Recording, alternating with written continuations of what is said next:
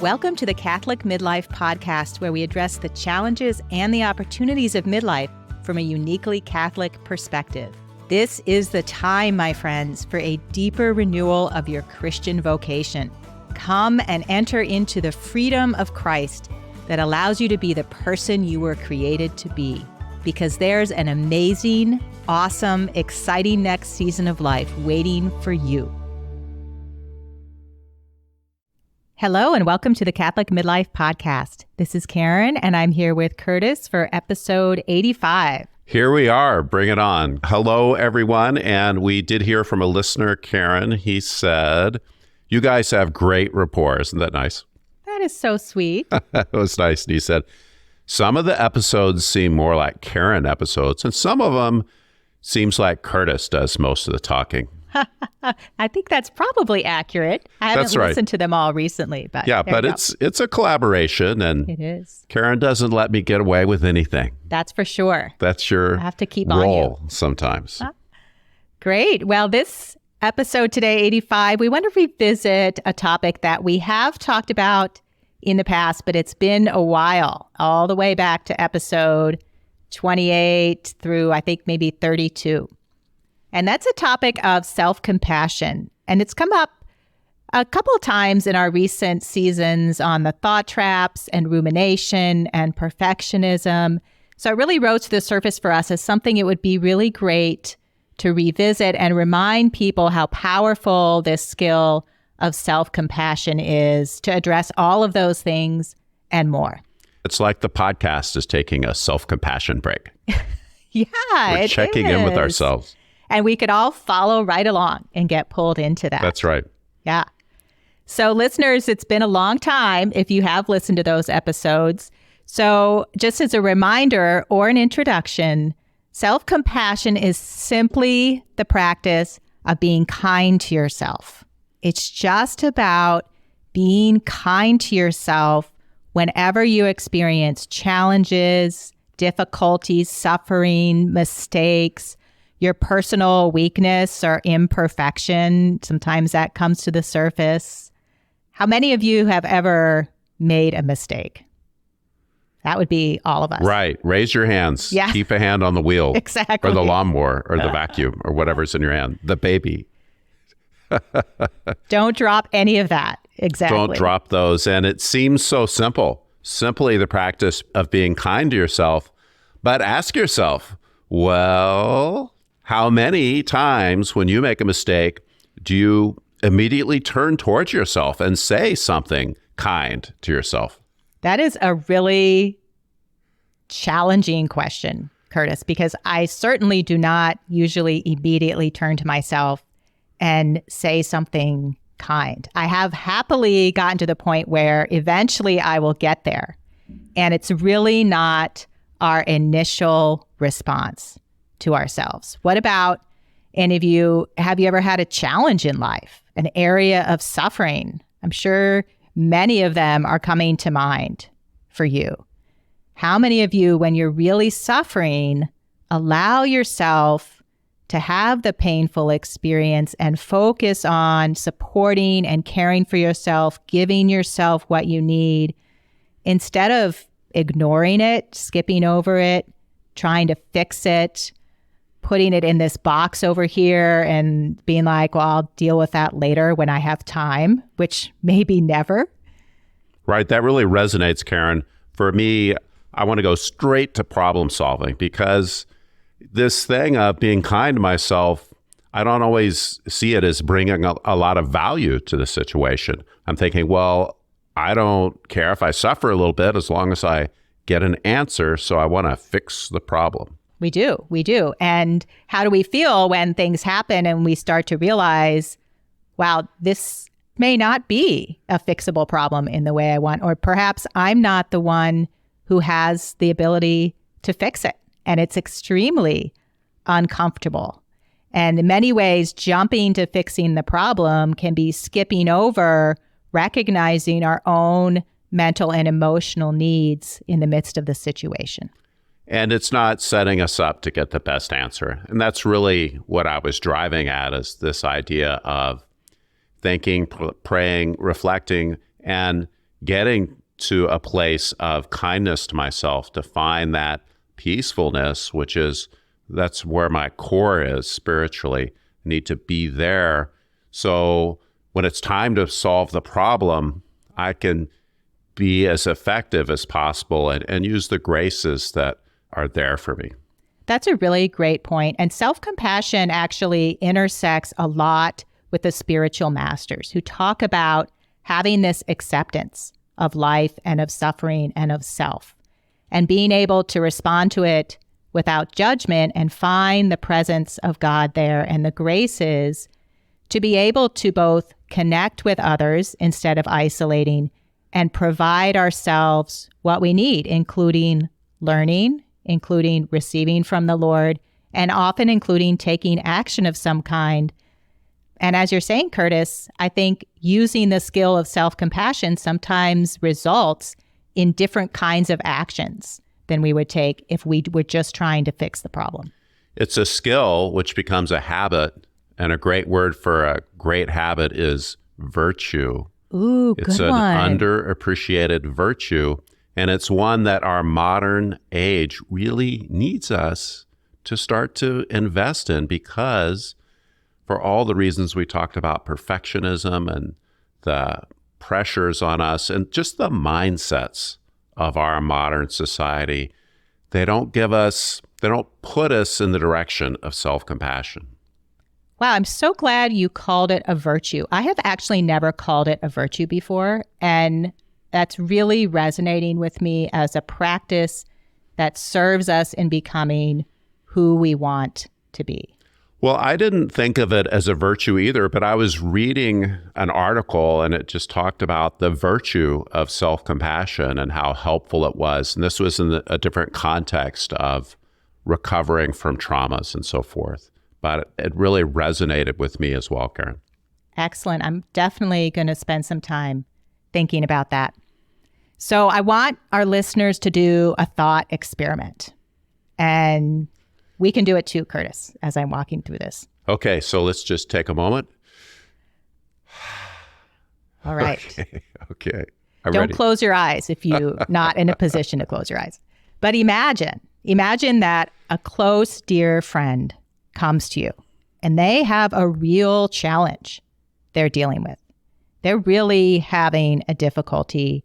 And imagine that you are just filled with compassion for them. You're not judging them. You're not even trying to fix their issue. You're not giving advice. You simply have this deep compassion for what they're going through and this desire to be with them and to help them if you can, and to support them and to be with them in their suffering. What are the kind of things that you say to a close friend like this? So imagine what you would say to them. Exactly. Imagine what your body language is like. And what do you do? Do you hug them? Do you put a hand on their arm? Do you not touch them, but by your body language, you're indicating how you feel? What is your tone of voice like when you speak to them? What do you say?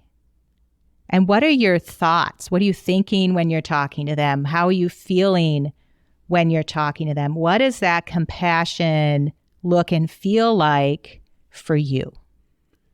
I want you to take a moment or two to try to see this in your mind. See that friend, they're suffering. You are coming to them. You're saying things. You've got a body language, a tone.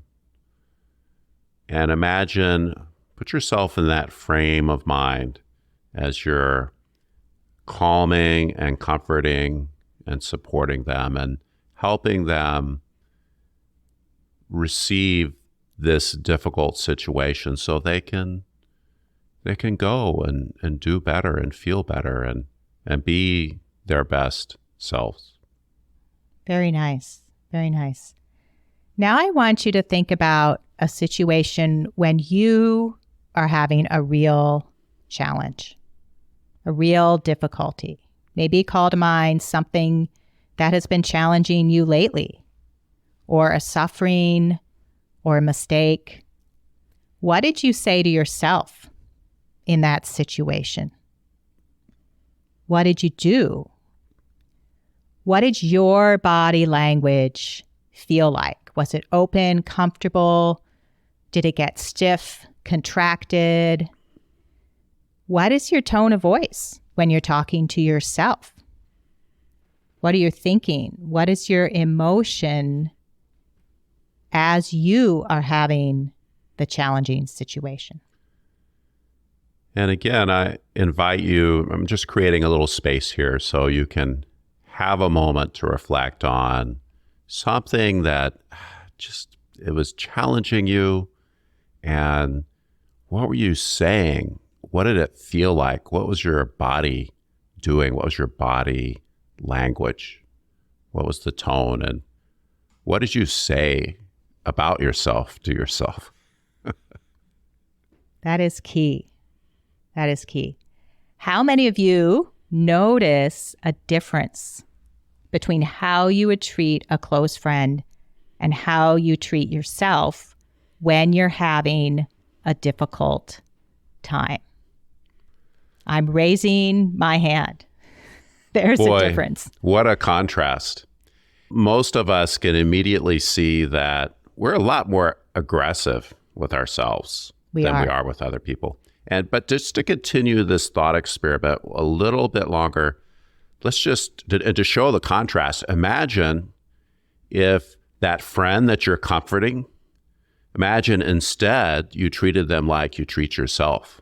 You went up and said, rah, rah, rah, rah, rah. You kind of shook your fist at them and you had a mean tone and you called them stupid, an idiot. Look at the mistake you made. I can't believe you messed that up again. How many times? Most of us can't even imagine doing that to somebody we care about. Well, I've got, as you said that, Curtis, I've got the scenario in my brain right now. Oh, look what an idiot you are. I can't believe you just did that. I mean, and you know what? You always do this. Why can't you get your act together like so-and-so and so-and-so and so-and-so? I mean, you've really got to do better. Let's get on the stick, friend. And frankly, I think many of us, we've been on the receiving end of that kind of aggressive talk from other people. And I know how much that hurts and how it's not very helpful. It's not helping me get on my feet and pick myself up and adjust my attitude and have a good response. It's hard for us to appreciate really how much this undermines us, how much responding to ourselves with a lack of self-compassion undermines a whole lot of things, our happiness, our motivation, our peacefulness. If you get really good at self-compassion, and this is from the research, you will be happier. You will be more peaceful. You'll be more motivated to do the things you really want to do. You'll feel more connected with other people. You'll feel less isolated. When something does happen, you'll bounce back a lot more quickly from the things that are difficult and from the mistakes. So you won't ruminate as much. You won't over-identify with the failures and weaknesses. And what I mean by that is you won't get sucked into just personalizing everything that's difficult or challenging or a failure in your own mind.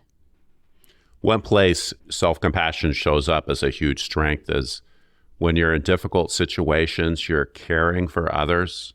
You've got the kids, you've got the elder care, you've got challenging co-workers or just difficult circumstances in your life. When you practice self-compassion, you are helping to fill your tanks. And then all of a sudden, you're ready to help other people cope with theirs. It's that air mask thing in the airlines. You're putting on your oxygen mask to get that oxygen into your brain so your brain can do its job.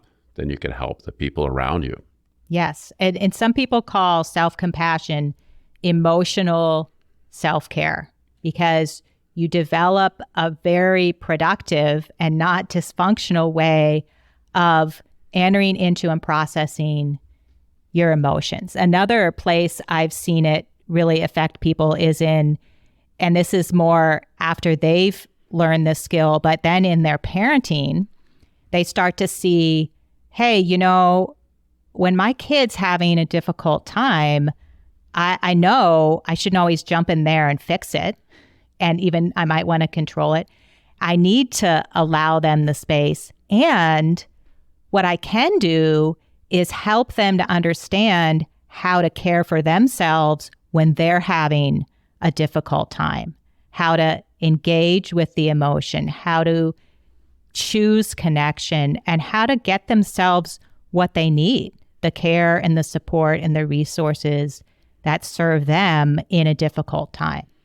Yes, Karen, that's really bringing up recollections for me in the context of helping young adult children that are struggling, teaching them a little bit of self-compassion. They can put some of their problems in perspective, and all of a sudden they're in a better place to cope and maybe make some good decisions. Exactly. And to take some action too, if there's things that they need to support themselves, to be able to do that. Self-compassion makes us more resilient. It makes us less judgmental. And when you're more self-compassionate, you actually are more likely to have greater compassion for other people. Self-compassion is such a great virtue for the spiritual life. It's like a virtue that helps you show up with your other virtues. Yeah, that's a good point. And it has a fellow traveler, self-acceptance, or even acceptance more generally. So often we are fighting the reality of our life, the reality of what God is expecting us to deal with us in this moment. Well, here we are. Here's the thing. And here's who we are. And being overly self-critical or rejecting what God's sending us, especially the difficult parts, that doesn't help us. Self-compassion does help us just accept what we are encountering, and then we can start to find what God may have for us in that situation. And rumination, that's my favorite go-to. Self-compassion helps with that because problem solving is great, but this rumination, these loops of negativity, the doom loops, they do not help us. They are not at all helpful to us. Our desire to control and fix everything is human nature, but it's excessive. All of these kinds of things, they can start to block us from hearing the voice of the Spirit. It's because it's a quiet voice usually. And we want to use self-compassion so we can be in the presence of the Holy Spirit. Find some breath and serenity and grace and peace in the midst of suffering so that Christ can encounter us. We're ready for him.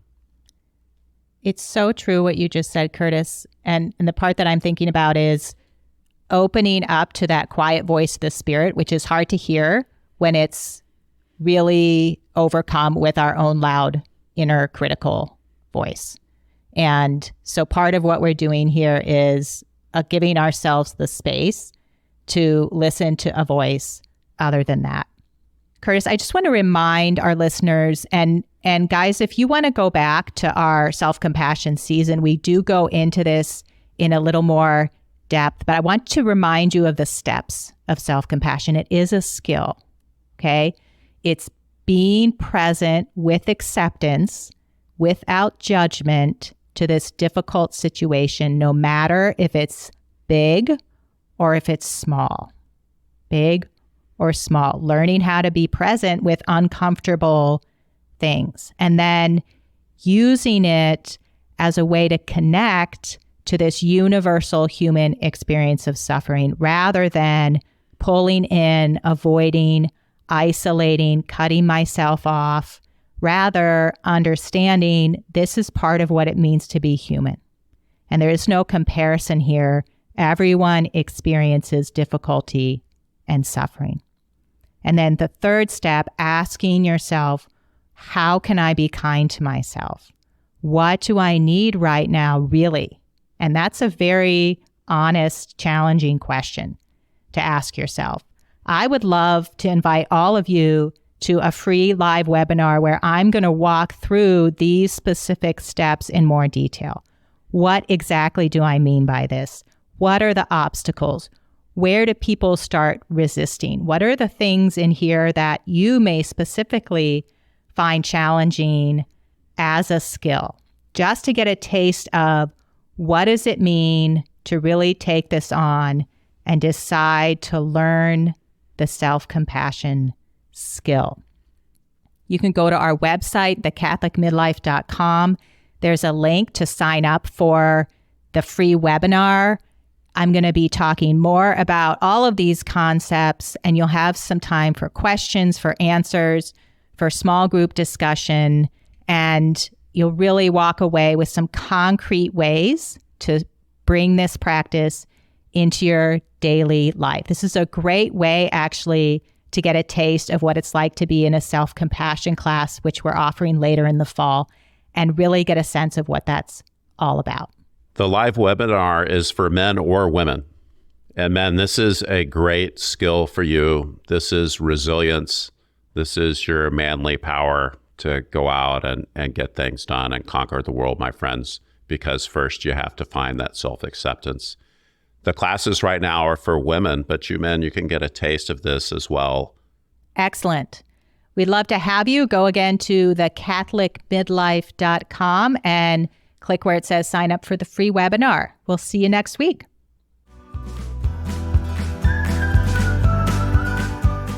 Thanks for being here with us. The Catholic Midlife Podcast is for anyone that wants to receive the abundance of life that God has for each one of us. Take a moment right now to tell a friend about us.